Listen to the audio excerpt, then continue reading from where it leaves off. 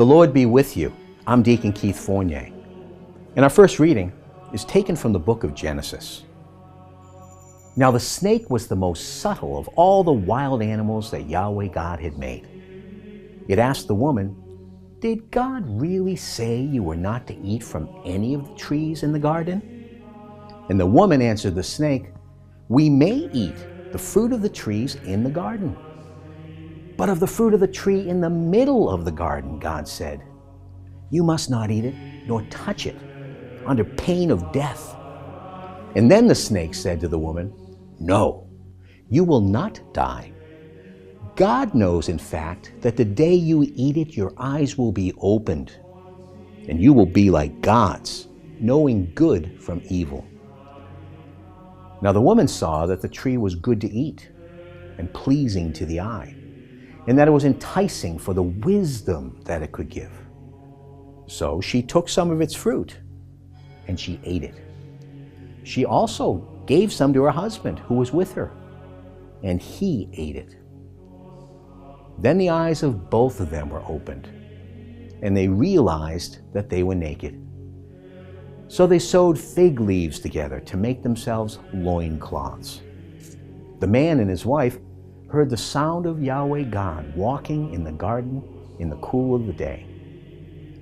And they hid from Yahweh God among the trees of the garden. And our response is taken from Psalm 32. In you, Yahweh, I have taken refuge. Let me never be put to shame. In your saving justice, deliver me, rescue me. Turn your ear to me, make haste. Be for me a rock fastness, a fortified citadel to save me. I made my sin known to you. I did not conceal my guilt. I said, I shall confess my offense to Yahweh. And you, for your part, took away my guilt, forgave my sin. That is why each of your faithful ones prays to you in time of distress. Even if great floods overflow, they'll never reach your faithful. You are a refuge for me, and you guard me in trouble with songs of deliverance. You surround me. And a reading from the Holy Gospel according to St. Mark. Returning from the territory of Tyre, Jesus went by way of Sidon toward the Lake of Galilee, right through the Decapolis territory. And they brought him a deaf man who had an impediment in his speech. And they asked him to lay his hand on him. He took him aside to be by themselves, away from the crowd. And he put his fingers into the man's ears. And he touched his tongue with spittle. And then looking up to heaven, he sighed. And he said to him, Ephphatha, that is, be opened.